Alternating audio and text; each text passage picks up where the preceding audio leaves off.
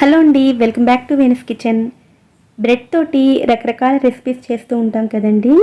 ఈసారి కొంచెం సరికొత్తగా డీప్ ఫ్రై చేయకుండా తక్కువ ఆయిల్ తోటి చాలా తక్కువ టైంలో ఒక 15 నిమిషాల్లో బ్రెడ్ టిక్కీని ఎలా ప్రిపేర్ చేసుకోవచ్చో చూద్దామండి. ఈ బ్రెడ్ టిక్కీని ప్రిపేర్ చేయడం కోసం నేను ఇక్కడ 5 బ్రెడ్లను తీసుకున్నానండి. మీరు మిల్క్ బ్రెడ్ అయినా తీసుకోవచ్చు, లేదా బ్రౌన్ బ్రెడ్ అయినా ఉపయోగించుకోవచ్చు. ఇలా తీసుకున్న ఈ బ్రెడ్స్ని ఒక బౌల్లోకి చిన్న ముక్కలుగా చేసి తీసుకోండి. బ్రెడ్ని గ్రైండ్ చేసి బ్రెడ్ క్రమ్స్లా తీసుకోవాల్సిన అవసరం లేదండి. ఇలా చిన్న ముక్కలుగా చేసుకుంటే సరిపోతుంది. మీకు కావాలంటే అలా కూడా చేసుకోవచ్చు.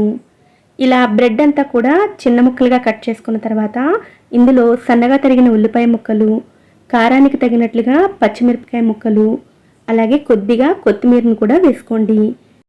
వీటితో పాటుగా 1/2 స్పూన్ పసుపు, రుచికి సరిపడా ఉప్పు, 1/2 స్పూన్ ధనియాల పొడి, 1/2 స్పూన్ జీలకర్ర పొడి, 1/2 స్పూన్ వరకు కారాన్ని కూడా వేసుకోండి. అలాగే 1/2 స్పూన్ వరకు చాట్ మసాలాని కానీ లేదా గరం మసాలాని కానీ వేసుకోండి. 1 స్పూన్ వరకు అల్లం వెల్లుల్లి పేస్ట్ని కూడా వేసుకోండి. తర్వాత ఉడికించుకున్న మీడియం సైజ్ బంగాళదుంపను ఇలా తురుముకుని తీసుకోండి.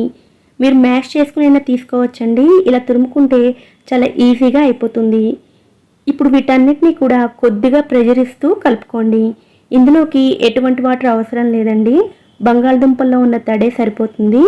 ఒకవేళ అవసరమైతే చేతిని ఒకసారి తడి చేసుకుని కలుపుకోండి. మీరు ఎంత క్వాంటిటీ ప్రిపేర్ చేసినా సరే 5 బ్రెడ్లకి 1 బంగాళదుంప చొప్పున తీసుకోండి. అలాగే ఇందులో బంగాళదుంప వేసుకుంటే సరిపోతుందండి. ఎటువంటి ఫ్లోర్స్ అవసరం లేదు. ఇలా పిండిని కలుపుకున్న తర్వాత చేతికి పిండి అంటుకోకుండా ఉండడం కోసం చేతిని ఒకసారి తడి చేసుకుని కొద్ది కొద్దిగా ముద్దను తీసుకుని ముందు రౌండ్ బాల్స్లా చేసుకోండి. మీకు కావాలంటే ఈ బాల్స్ని డీప్ ఫ్రై చేసి కూడా తీసుకోవచ్చు. ఇలా టిక్కీలా చేసుకున్నట్లయితే వీటిని డీప్ ఫ్రై చేయాల్సిన అవసరం ఉండదండి. షాలో ఫ్రై చేసుకుంటే సరిపోతుంది. ఇదే విధంగా మొత్తం పిండితోటి టిక్కీల్ని ప్రిపేర్ చేసుకోండి. ఈ క్వాంటిటీస్ తోటి 8 వరకు టిక్కీలను ప్రిపేర్ చేసుకోవచ్చండి. వీటిని మీరు వెంటనే ఫ్రై చేసుకోవచ్చు, లేదంటే జిప్లాక్ బ్యాగ్లో వేసుకుని ఫ్రీజర్లో ఉంచుకుంటే 2-3 రోజుల వరకు కూడా ఉపయోగించుకోవచ్చు.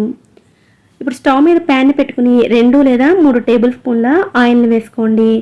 ఆయిల్ని ప్యాన్ అంతా కూడా స్ప్రెడ్ చేసుకోండి.